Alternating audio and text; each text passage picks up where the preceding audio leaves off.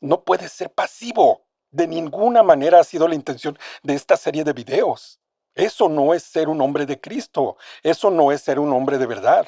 Eso es ser un títere de Satanás. Por más golpes de pecho que te des y digas que crees en Jesucristo, no puedes ser tolerante con el pecado. La verdad, hermanos, es que estoy muy angustiado. Hace poco me escribió un varón por correo electrónico para contarme que él seguía firme en los caminos de Jesucristo. Él me dijo que hace tiempo vio un video que yo subía a mi canal que trataba sobre el divorcio. Dice que desde entonces camina en el Señor, camina en Jesucristo. Pero luego me dijo algo que, de verdad, hermanos, me rompió el corazón. De verdad, el correo electrónico me afectó tanto que por varios días estuve literalmente sin fuerzas. Digo, no fue la única cosa que me ocurrieron otras cosas más. Pero fíjate, hermano, no es la primera vez que leo un correo electrónico similar, que me llega de alguna persona que malinterpreta lo que digo.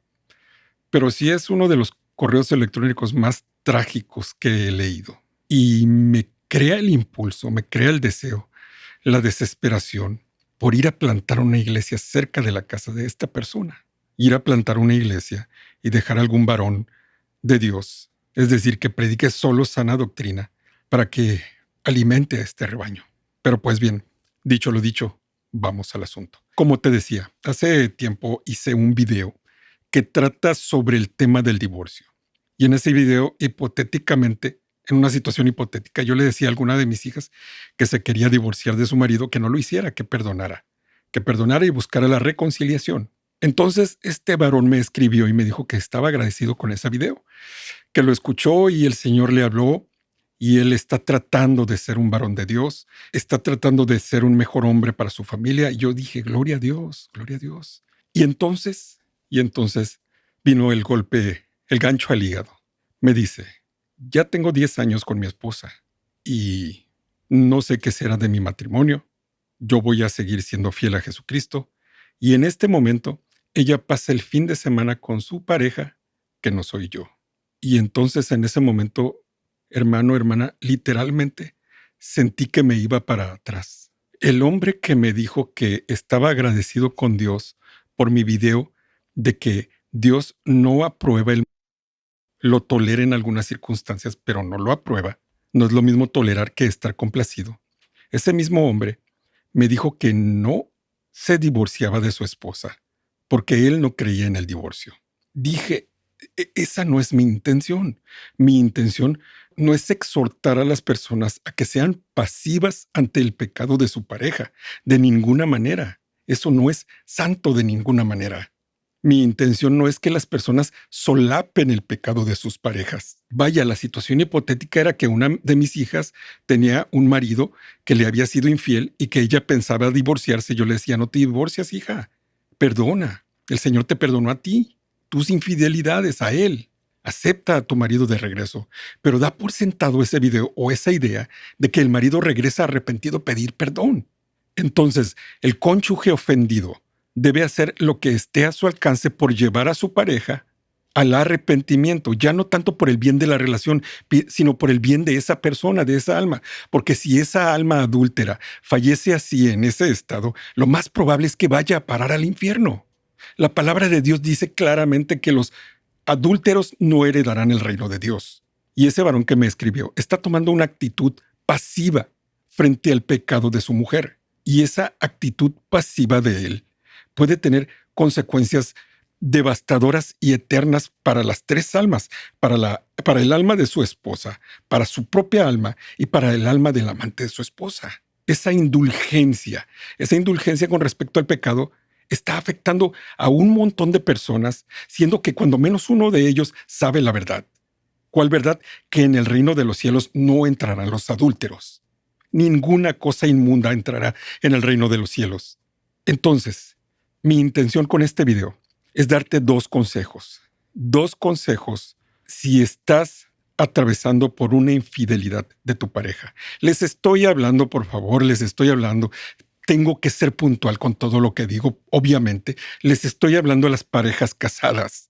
Si tu novio, si tu novia te está siendo infiel, no tienes nada que hacer ahí. Obviamente, esa persona no es una persona bajo la cual tú quieras amarrarte en el mismo yugo. Eso es francamente un yugo desigual. No tienes por qué tolerar las infidelidades cuando son novios. En varios videos les he mencionado que no es recomendable tener noviazgos tan largos, porque se exige una exclusividad a la que no se tiene derecho. Pero si tu novio o tu novia no te es fiel en el noviazgo, no esperes que se convierta en una persona fiel cuando se casen. La ceremonia del matrimonio no es un acto de purificación. Es un acto en el cual vas a prometer estar con esa persona que te ha sido infiel por el resto de tus días. Entonces, este video es para las personas que ya están casadas. Por favor, que ya están casadas. Caramba, como les digo, tal vez sea bueno ir a plantar a todos un montón de lugares, iglesias de sana doctrina. Pues bien, el primer consejo es que necesitas ayuda pastoral.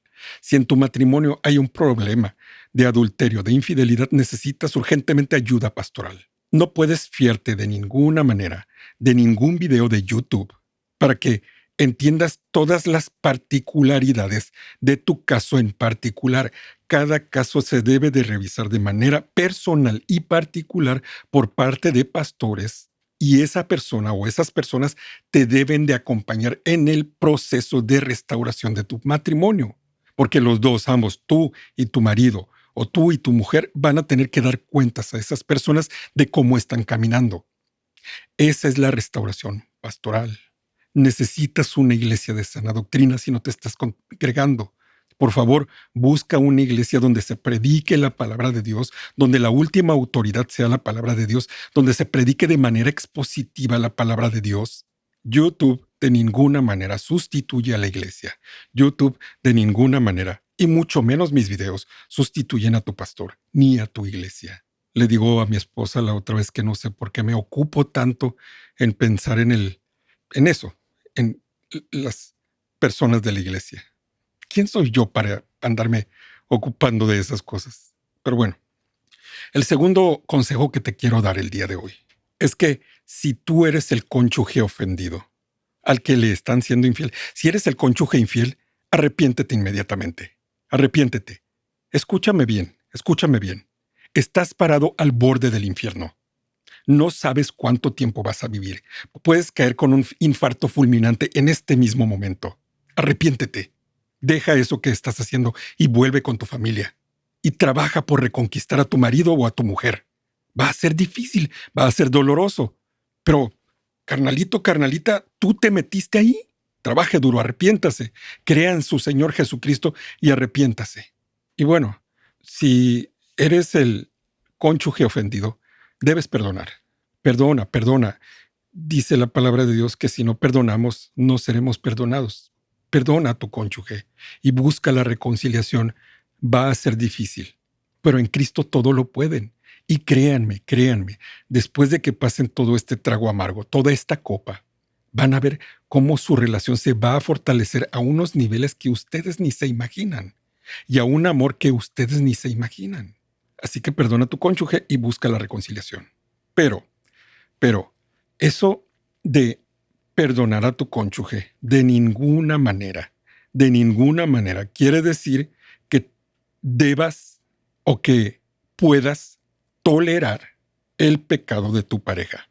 ¿Eso qué quiere decir? Que no puedes vivir como si no estuviera pasando nada.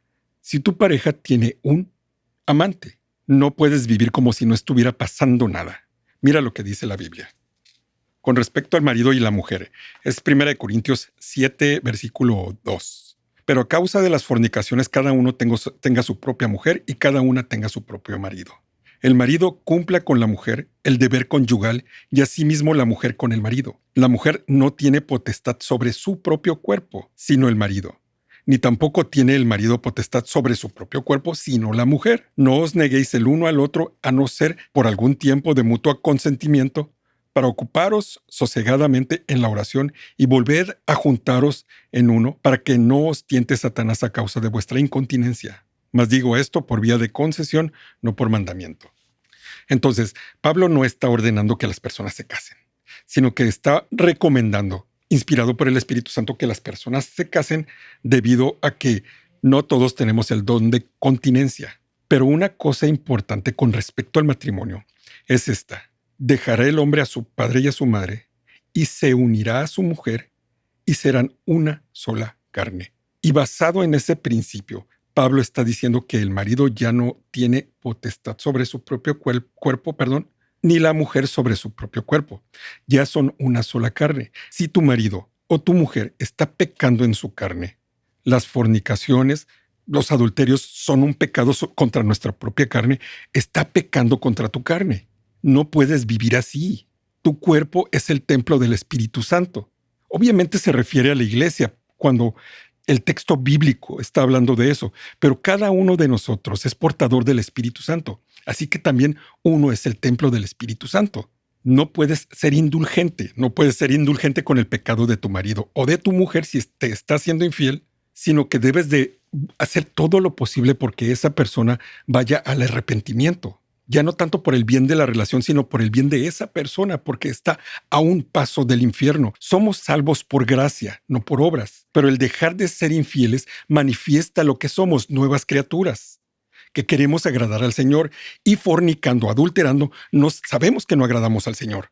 Entonces, un varón que su mujer le está haciendo infiel no puede ser indulgente, no puede ser pasivo. Lo que debe de hacer ese varón, si su esposa le está haciendo infiel, es pararse a la puerta de su casa y decir con voz firme, con autoridad santa: aquí en esta casa se sirve al único Dios verdadero, a Jehová de los ejércitos de Israel.